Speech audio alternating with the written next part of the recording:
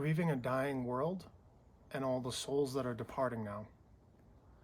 We are in transitional times, and it can seem like an overwhelming amount of grief. And I feel in a lot of people the feeling of death, of giving up, of making peace with death, of thinking about death, of thinking that there's no future. My life is hopeless. These are thoughts that I pick up on in the collective consciousness. Like sometimes I'm bombarded by them. Sometimes I'm bombarded by the grief of people fighting these internal battles, not knowing about the future. So it's an exercise in compassion, because the last few years, personally to me, has felt like a death marathon, not only physically, but spiritually, mentally, and emotionally. You know, people are dying internally, people are dying physically in the real way, but it's just a destruction and a tearing down. So it's important to stay rooted in yourself in these times. And it's becoming more pronounced, the separation between, let's say, emotionally mature people and emotional beginners, maybe. Like grappling with life and death, spiritual awakening, realizing that there's more to this game, this whole life experience.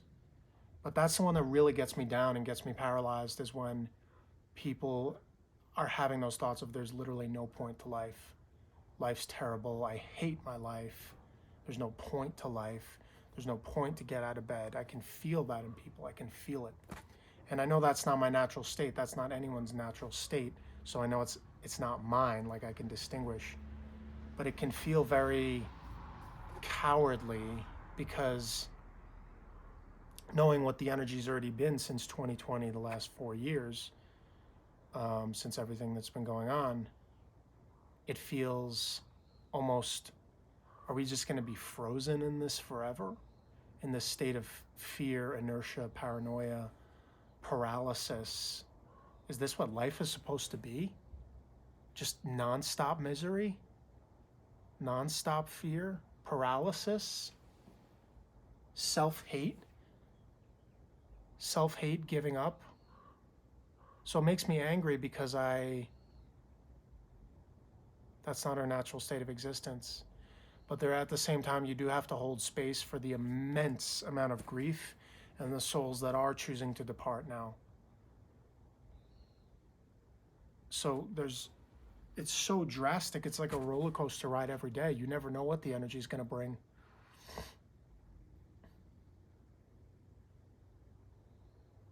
And it just makes you think very, very deeply. And I've been getting lost in those thought trains of death and what is the meaning of life, and almost like to an excessive degree, like it feels like people around me, people in the world, are like so fixated on death, death, death. Everything is death. My death, people around me's death. It's coming, it's happening, who knows? It's just like feeling that our lives don't matter, our lives are worthless. We're just specks and dust, and then we go back to nothing. Life is meaningless. That's not your thought. That's not your thought when you have that thought. Life is not meaningless. But I feel paralyzed by those thoughts sometimes, because I'm sensitive to the collective energy and I pick up on that. So it's like a shielding time and a time of discerning, maybe being in your cocoon if you need to.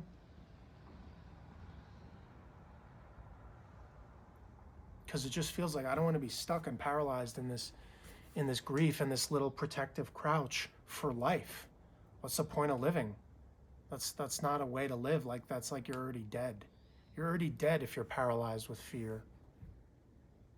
And you have no joy in life. No courage, no bravery, no boldness, no artistry. I'm just paralyzed with misery and blah, blah, blah. Because from the higher perspective, like, it's not as noble as it's been made out to be in like movies and literature, because it's just a game of puppetry.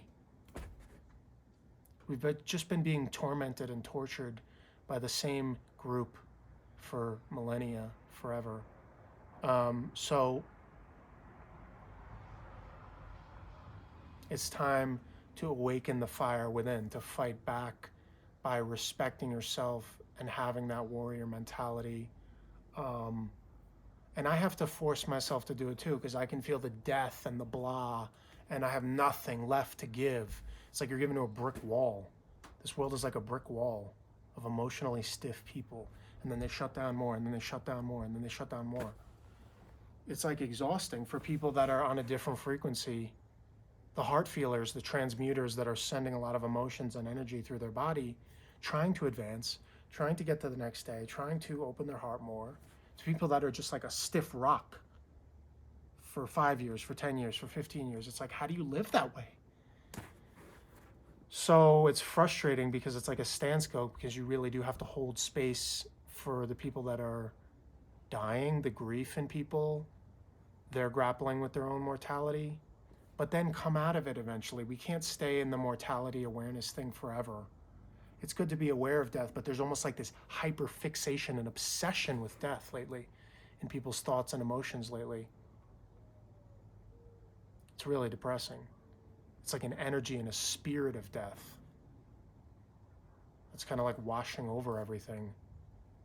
It's really dark and depressing because, and it can feel lonely when you don't have people that are like also conscious and sensitive to those energies to talk to as much. So yeah, we're holding space, and I myself, I'm exhausted, like totally exhausted in my heart and my soul. It's like, how much more can we give? How much more can we do? It's like you can't really save anyone.